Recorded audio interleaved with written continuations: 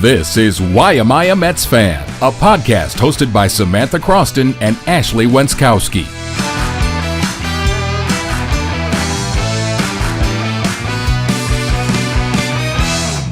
Hello, everybody. Welcome into another episode of the Why Am I a Mets Fan podcast. Happy Thanksgiving week, happy Black Friday, and whatever else you're celebrating right now.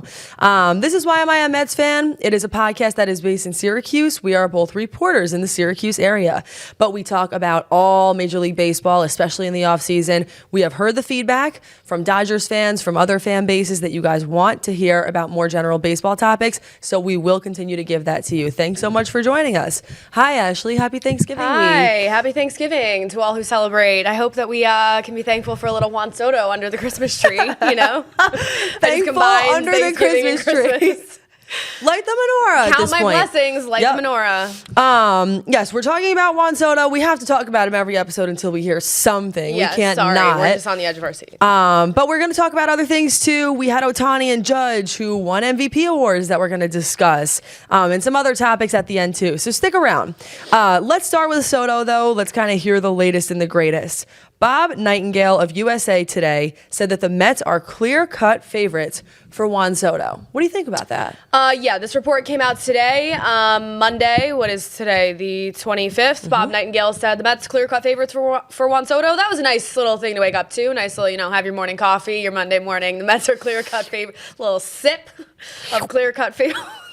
That was a noise.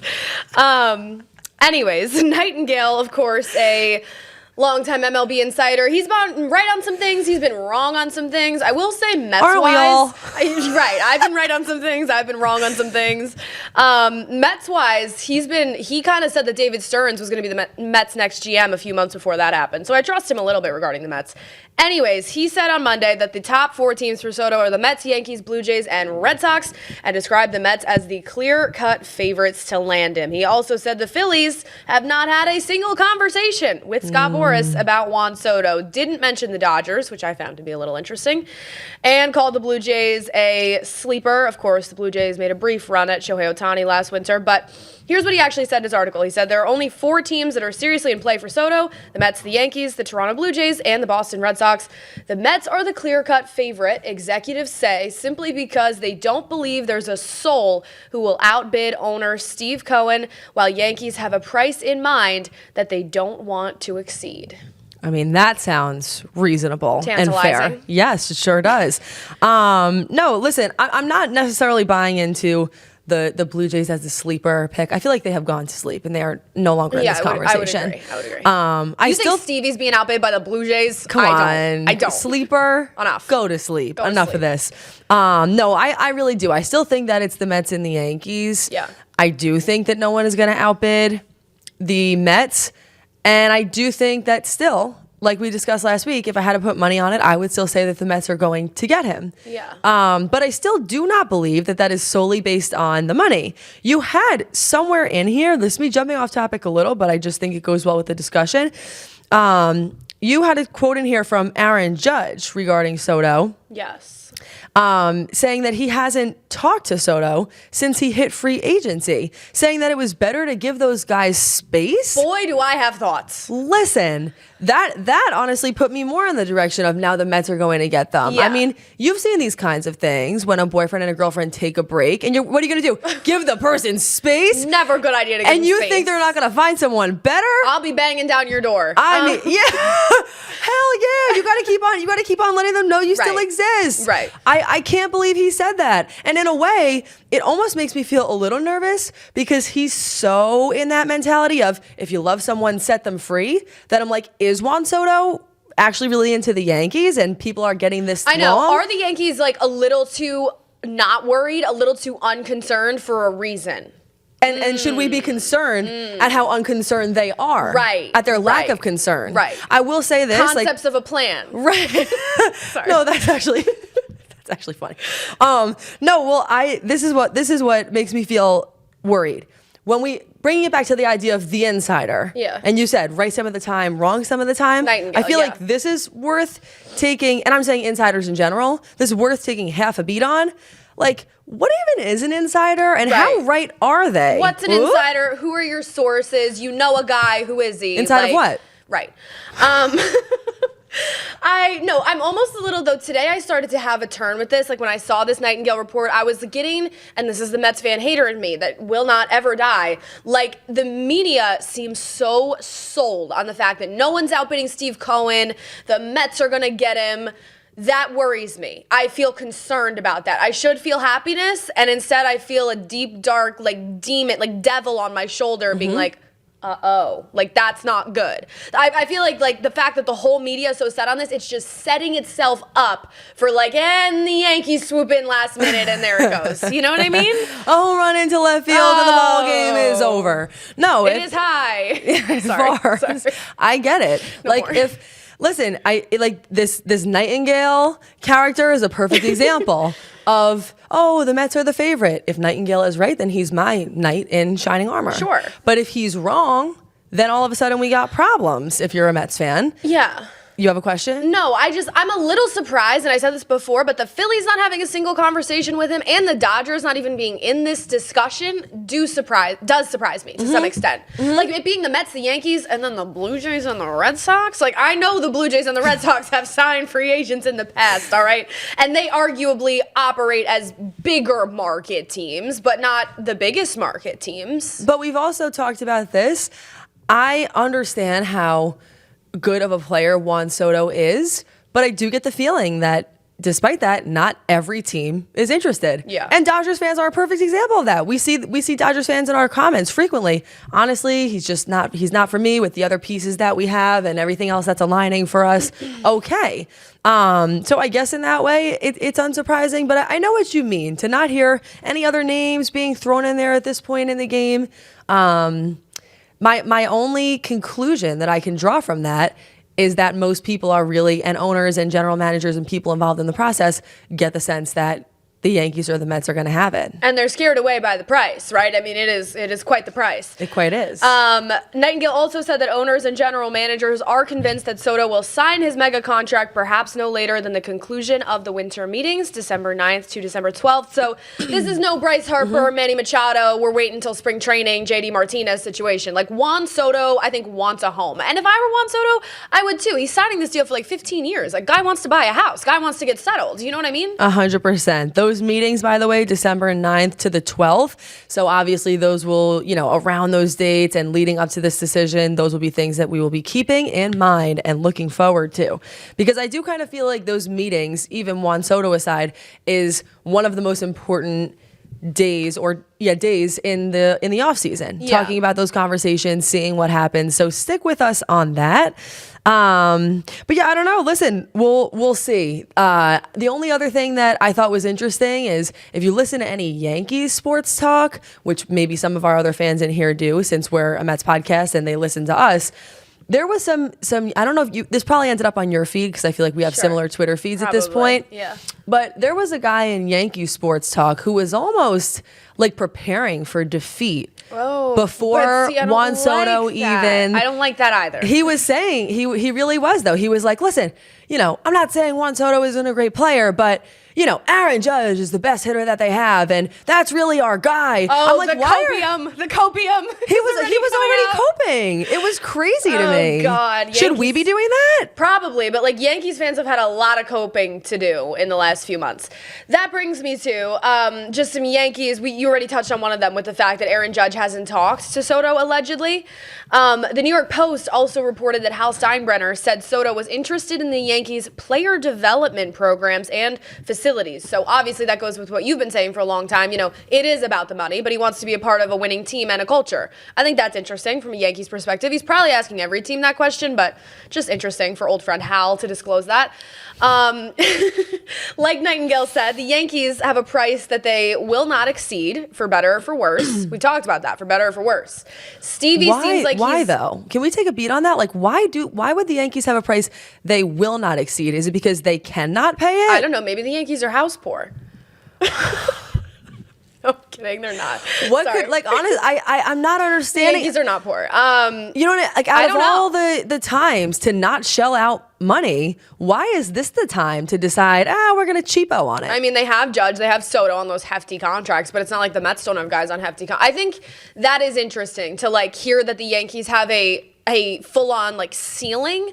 Because we talked about it, right? I'm a little unsure. I don't really know if I want to, not sign. I think you could get, 3 great free agents for $650 million. But at the end of the day, it's Juan Soto. 15 years of a generational talent is certainly worth something. I am surprised to hear that they have a ceiling. Right? It just feels like the kind of thing where you go spare no expense on that. But who am I to say? Especially when you had him, right? You're going to let him walk across town just because you had a number that you weren't going past?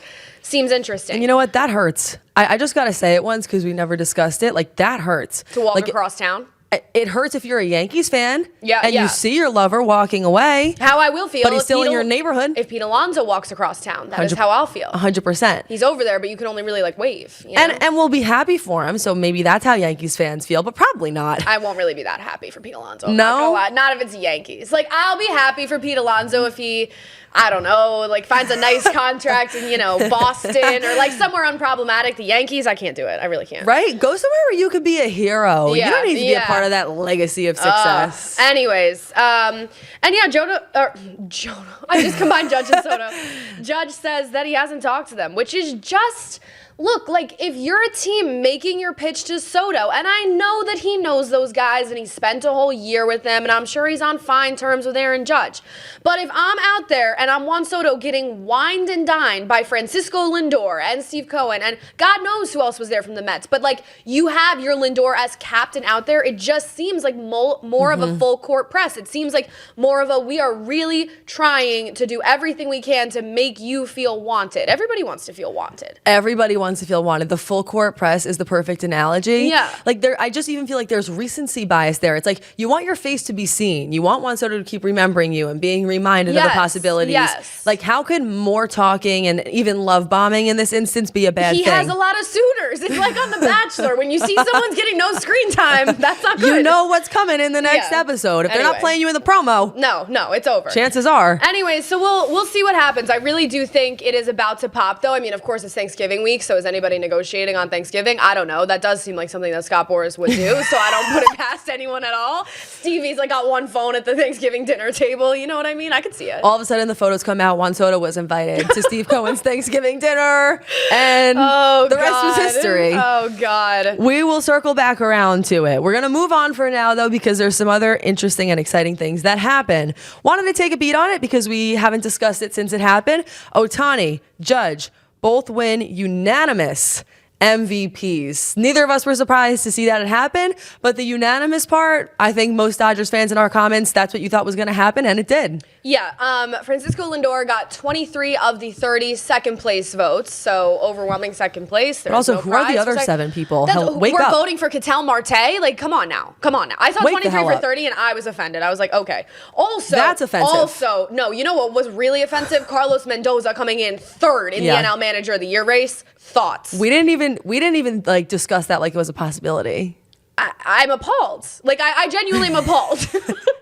Anyways, so there was that. But yeah, Lindor comes in second by a wide margin. They're both unanimous.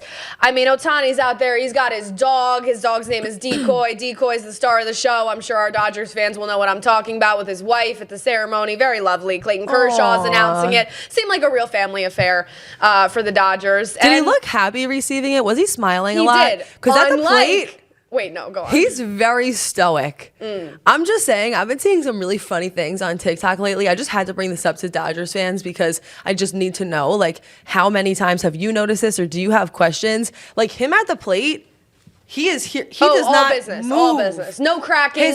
No Lindor smiles from him. His hands don't move. His face. I'm like, you're so stoic. How are you such a good hitter and you look so calm? It actually kind of freaks me out a little bit. It is. It's a little scary. Yeah, he looked happy. Unlike what I thought you were going to say was old friend Paul Skeens and Livy Dunn accepting Rookie of the Year. What the hell was that? I have thoughts. Like, we're not going to talk about it on this podcast. I'll just say, I don't really think Livy Dunn and Paul Skeens like each other. I'm going to say it. It was a little odd though, right? Like, we can discuss it for a second. Excited, like on his shoulder, being like, "Oh my God, you won!" Like smiling, and he's just sitting there. They looked like they got in a fight 2 minutes before. Maybe she really is more into him than he is into her. You're right. Maybe we do need a second podcast, which is outrageous. He should be so grateful. He should be so lucky. All right. I know he's a star and she's a star and whatever, but anyways, Shohei Ohtani looked happy as opposed to Paul Skeens, who did not. Buster Olney, some more just on the Dodgers front for another second. Buster Olney had some interesting comments, ripping some of the Dodgers players for how they celebrated the World Series. I know Chris Taylor went on a podcast. There was a little bit of here and there with Dodgers players, trashing on the Yankees. I mean, everyone has a podcast these everybody days. has. Who ridiculous. gave us the podcast? I don't know. Everybody has a mic. But anyway, just talking heads. Buster Olney was just, said that the Dodgers were ripping the Yankees after the World Series. Was that some Buster Olney's Yankees bias? I don't know. Interesting though. Like, they won. They can do it. Like, Buster, you didn't have a shot. You won one game. It wasn't close. Well, right. Like, I think that's actually sort of warranted. I think it's okay that happened. I agree. You're allowed to do that when you win such a thing. Right. In my eyes. Right. So Ohtani, Judge, two obviously historic seasons. I think it's worth pointing out Aaron Judge, wins that award unanimously in the AL. Well, can Aaron Judge ever do that again if he doesn't have a guy the caliber of Juan Soto hitting right ahead of him to protect him? Interesting. It is such an interesting question, especially upon seeing his abominable performance in the postseason. Right. It does make you wonder, and the manager and the entire Yankees operation and inability to kind of make some in-game changes and move things around, it definitely leaves me with some questions. And as much as they want to say that they have some other superstars there, if I was a Yankees fan or a Yankees talking head, or I simply had a mic available to me, I would be yelling in it, you should go grab Juan Soto, because your lineup is not as deep as you think it is. Yeah. I thought that from the start of the season, and I'm kind of still thinking now. And if I'm Aaron Judge, circling back to the fact that he hasn't talked to Juan Soto, like, Aaron, get on the phone. Like, that benefits you so heavily to have Juan Soto protecting you, as we saw with your ridiculous numbers this season. You don't put up those numbers if you don't have a guy the caliber of good old Juan hitting in front of you. You just don't. You don't. So then it begs the question, who do the Yankees replace him with if he doesn't sign there? Interesting. And maybe that's what we'll talk about next week. Any other final thoughts before we wrap it up? That was it. I think that was it. Ashley, no. No, that wasn't it. Sorry. Sorry, that wasn't it. No, she does have one more thing. The Angels signed a pitcher, Yusei Kikuchi, I believe I'm saying that right, to a 3-year, $63 million deal. He was dominant last year after he was traded to the Astros. Begs the question, what's the market going to look like for Sean Manaea? David Stearns and the Mets have certainly some starting rotation questions to fill. And we kind of predicted Sean Manaea could be in that 3-year, $60 million range. So that's 3 years, $63 million. That guy's 33. I believe Sean Manaea is 32. What happens with the starting pitching? That stuff's going to start to pop, too. Some Corbin Burns, some Blake Snell. It's all coming. And how does that shake things up all happening. When everybody wants a pitcher? It's all happening. All right. Thanks, everybody, so much for joining us. We will see you back here again next week, maybe sooner. We'll see what happens, or if anything breaking happens that we need to pop back on these mics for. If anything's, with a J and an S happens, we'll be back on these mics. We will come back on. Other than that, Paul Skeens, you better start smiling, or else bad things are going to happen. Do Paul Skeens and Livy Dunn genuinely like each other? Question of the week. Question of the week. You can find us anywhere: Twitter, Instagram, social media, YouTube. The handle is all the same, @YMetsPod. Until next time, have a great Thanksgiving. We'll see you here next week. We're thankful for you.